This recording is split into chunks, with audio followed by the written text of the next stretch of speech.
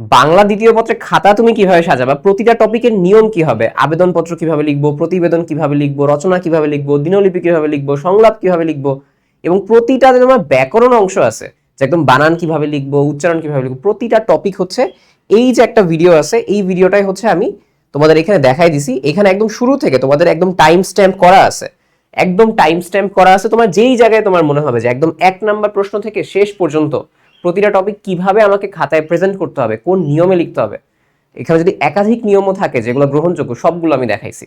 এবং এটা করার উদ্দেশ্যটা কি, উদ্দেশ্যটা হচ্ছে যেন তুমি জাস্ট এই একটা ভিডিওর মাঝখানে, এখানে প্রায় 20টার মতো সাব টপিক আছে, প্রায় 40 মিনিটসের মাঝখানে তুমি ধরো কোন একটা টপিক আজকে পড়তেছো, ধরো তুমি এখন পড়তেছো হচ্ছে সারাংশ, বা ধরো তুমি মনে করো সংবাদপত্রের আবেদনপত্র পড়তেছো।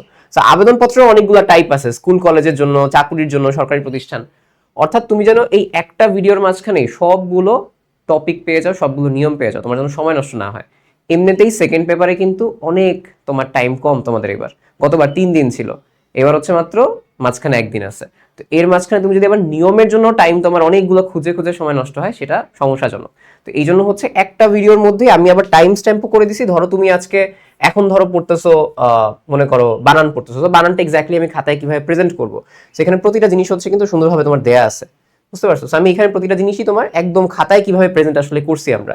এবং পাশাপাশি আরো যে কিছু প্রশ্ন থাকে যে ভাব সম্প্রসারণ দিব, সারাংশ সরবরাহ দিব, না কোন বিষয়গুলো দিব, প্রতিটা দিয়ে দিছি। সো তোমরা একটু কমেন্টে যাও, কমেন্টে দেখো দেয়া আছে হচ্ছে ভিডিও লিঙ্কটা আমি দিয়ে দিছি। সো এটা এখনই নিজের হাতে সেভ করে রাখো, প্রিপারেশন নেওয়ার টাইমে সব তো আর টানা দেখবা না, যখন যেটার পড়ালেখা করতেছো, আবেদনপত্র পড়তেছো, আবেদনপত্রের নিয়মটা দেখে ফেলবা, যখন তুমি প্রতিবেদন পড়তেছো, প্রতিবেদনের নিয়মটা দেখে ফেলবা।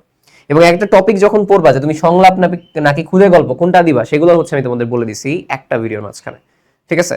সো এইটা প্রচুর মানুষ দেখছে অলরেডি 26 ব্যাচেরও, কারণ এটা আগেই দেয়া ছিল। তোমরাও যারা এখনো দেখো নাই, দ্রুত হচ্ছে প্রিপারেশন নাও, যেন এই হাবিজাবিতে তোমাদের সময় নষ্ট না যায় এবং খাতার প্রেজেন্টেশনটা সুন্দর হয়। কেননা বাংলা, ইংলিশ এগুলো প্রেজেন্টেশনের উপর অনেক মার্কস থাকে। তুমি যা লিখতেছো প্রেজেন্ট যদি সুন্দরভাবে করতে পারো, নিয়ম ঠিক থাকে, মার্কসটা অটোমেটিক্যালি বেড়ে যায়, ঠিক আছে? So best of luck. আমরা পরবর্তীতে তোমাদের হচ্ছে যে কন্টেন্টগুলো আছে তোমাদের, অন্যান্য কন্টেন্টগুলো, সেগুলো নিয়ে হচ্ছে আসতেছি। ওকে, সো বেস্ট অফ লাক।